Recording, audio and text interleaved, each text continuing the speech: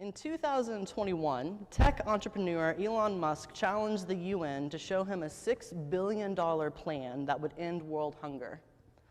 The return proposal planned to save 42 million people in 43 countries from starvation, but it did not achieve the ultimate goal of food security. Since Musk's challenge, however, the hunger crisis has only worsened. Extreme hunger has more than doubled in the world's climate hotspots, and 1 in every 10 person worldwide suffers from chronic hunger, meaning they do not consume enough food for regular everyday activity. The UN reports that 150 million more people have been affected by hunger since the start of the global pandemic. That means as many as 828 million people experienced hunger in 2021. More than 3 times the size of the US population. Current estimates suggest that as of this year, we need governments to invest around $37 billion every year until 2030 in order to tackle the problem of hunger in our world. That total is around $250 billion to eradicate extreme hunger. If that number seems daunting, or implausible and unachievable. Last month, President Biden signed the fiscal 2023 National Defense Authorization Act, which allocated $816.7 billion to the Defense Department in America. To justify that use of resources, we heard the typical manipulative words like preparedness and safety, threats, vulnerabilities, and freedom. To put it bluntly, America just passed a fiscal plan for the national defense of 1 year that quadruples the amount needed to transform the world conversation around poverty and hunger. Love has shown you, dear human, what is good. And what does the holy ask of you but to do justice and to love compassion and to walk open-heartedly with the ways of life? Only 104 non-federal law enforcement officers have been arrested in connection with fatal on-duty shootings from 2005 through June 24, 2019. To date, only 35 of those officers have been convicted of a crime. They often receive a lesser offense, such as manslaughter or negligent homicide, rather than murder. Black people make up 13.4% of the US population, but make up 22% of fatal police shootings. Police killings of unarmed Black Americans are responsible for more than 50 million additional days of poor mental health per year among Black Americans. Fatal police violence is the 6th leading cause of death for men from ages 25 to 29 across all racial guides. 1 out of every 3 Black boy born today can expect to be sentenced to prison, compared to 1 out of every 6 Latino boy and 1 out of 17 white boys. Spending on prisons and jails has increased at triple the rate of public education spending in the last 30 years in our nation. 80 billion tax dollars are spent in our current prison system. It's the 2nd fastest growing category for state budgets. Love has shown you, dear human, what is good. And what does the holy ask of you but to do justice and to love compassion and to walk open-heartedly with the way of life?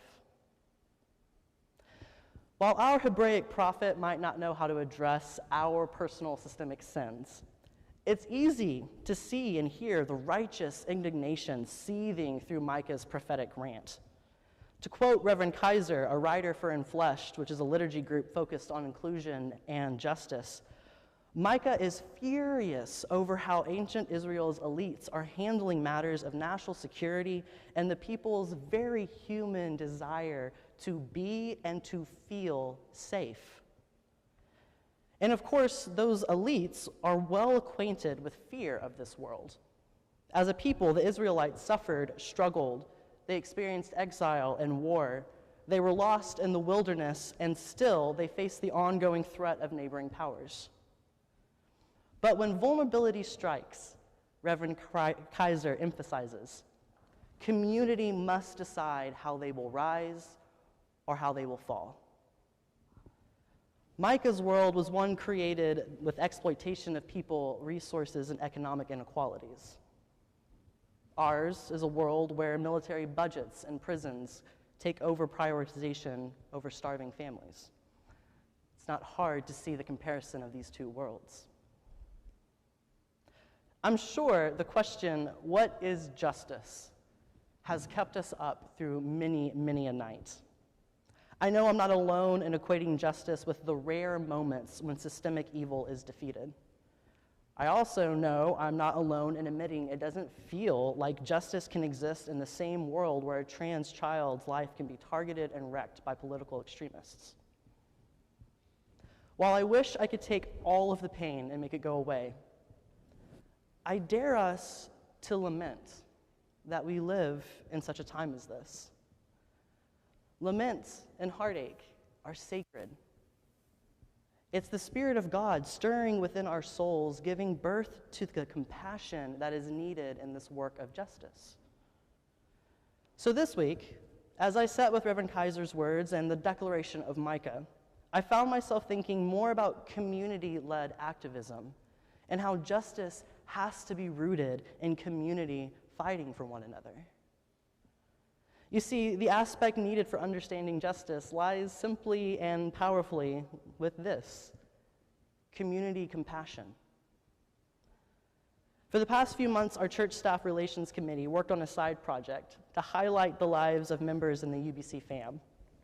Thanks to this project, I learned a new title, non-agenarian, or folks who are over 90 years young. Outside of that fun trivia, I was also gifted with compiling the information of the interviews our committee members took up. From this, I learned that Maggie raises bees with her son and makes cider with her daughters, but I also learned that she and Stanton raise their kids while running their own private practice and teaching Sunday school for UBC. I learned how much UBC's work with partner churches in segregated South Austin helped Stephen fall in love with our community. My mouth was watering when people described Midge's delicious potlucks and how she hosted so many gatherings at her home, caring for each person who entered. I cheered when reading Janie's recollection of the time that she and the UBC college class left when a theater refused to seat black students in a theater that they were going to see a movie at. They just turned around and walked away. I loved hearing about Lucille playing the piano and leading Sunday school gathering every week because music is her love language. And we can't have a sermon on Micah without mentioning the transforming work birthed from the tenacious spirit of Charles and the Micah 6 organization that is still serving today so many in our neighborhoods. Or God's Family Dinner on Thursday nights, where members like Mary continue to serve meals that provide almost 100 people a full belly and a safe place to be, to play games, play music, share stories. And this opportunity sprang from UBC's Wednesday night Bible study, paying attention to the people who were coming to our doors. Instead of shutting down and saying it's too much, they created an opportunity. You created an opportunity for food and love to be given. Love has shown you, dear human, what is good, and what does the Holy One require? But to do justice, to love compassion, and to walk open-heartedly with the ways of life. Artist Carrie Newcomer once wrote, "We don't have to search for love, wring our hands or wring our hearts. All we have to do is know that love will find us in the dark. I can't change the whole world, but I can change the world I know, what's within 3 feet or so. Because we are all body, skin, and bones. We're all the love that we've ever known. When I don't know what is right, I hold it up to the light." You see, I'm starting to realize that justice has to be more than the rare big wins. Justice is found in small everyday acts of compassion that we plant 3 feet or so around us. Justice is found when we let our hearts be open to the pain in our neighborhoods rather than shutting out the sorrow. Justice is found when we greet donors who are coming to give life-saving blood.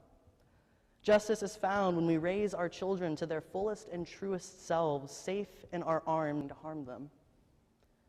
Justice is found when we say yes to our supporting partner organizations like the Alliance of Baptists and their Thrive initiative. The Alliance of Baptists is collaborating with 26 congregational partners, sociologists of race and religion, and with the Lilly Endowment, and they're engaging in a 5-year project to actively confront structures of racism. They're also engaging in transforming the work of retelling the story of racism, the church, and policing, and how all of this is tied together. Reverend Kaiser is right. When vulnerability strikes, communities must decide how they will rise or they will fall to the occasion.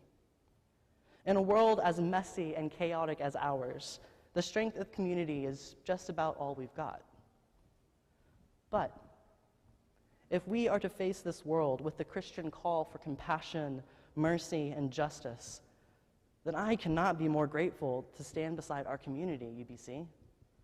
We stand on the shoulders of prophetic giants. We march with contagious joy and an unwavering spirit. While the work is still here, and damn, is there plenty of it, I am convinced that we will stand shoulder by shoulder, serving, loving, playing music, keeping bees, teaching the next generation how to walk towards hope, peace, and love. We may not be able to change the entire world overnight, as much as we wish we could, but we are University Baptist Church. We are rooted in faith and progressive in action, with a history of standing beside in solidarity and support, and knowing that we are a part of something much bigger than the confines of the world wants to put us in. So, as long as we stand together, I know that we will plant justice and love everywhere we go. To the next generation of activists, we don't know what injustice will become in the years to come, but we promise to show up. We promise to uphold the legacy handed to us by our activist nonagenarians. We promise to pay attention. We promise to be people who do justice, love compassion, and walk humbly with the best that we can in the 3 feet or so around us. May this be the justice we commit ourselves to over and over again. Amen.